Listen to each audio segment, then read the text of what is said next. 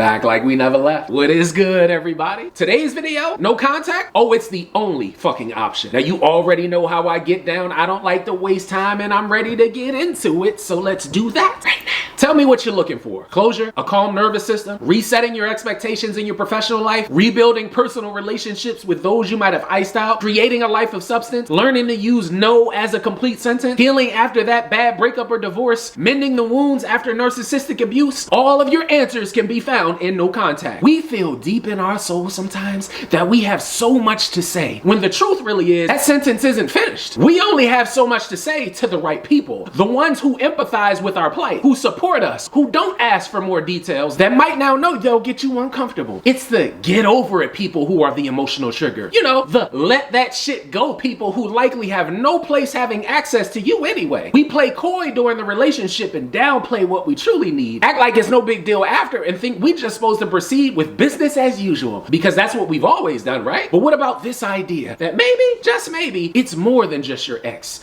It's more than just the betrayal, the trauma, the lack of love. It's the disrespect. It's the wasting of your non-refundable ass time. It's the level of them being so fucking selfish that it made you feel like you were asking for too much. And you know the problem here, right? Sometimes we actually don't ask for enough. That's right. Accountability, communication, what you need, how you needed it, what love looks and feels like to the person who's supposed to handle you gently. It don't mean you'll always agree, but it does mean they are willing to compromise, sacrifice, make an effort for sustained improvement. So when you go no contact, this ain't for no revenge. This ain't for karma and some game playing type shit. Nah, this is the redemption in your story that likely left you feeling neglected, abandoned, and not like you were validated to even matter. This is a challenge of your willpower, your value, and respect that you have for your damn self. The best person to prove something to right now at this moment is that reflection you see in the mirror every single day, that you make this lifelong commitment to. And you know that old quote, right? About how you are the greatest project you'll ever work on? This shit is lifelong. And you are proving that not only is your time valuable, but access to your fucking energy should be a privilege for anyone that you allow in. And your ex is no fucking different. For so long, you went out of your way to tie up their loose ends,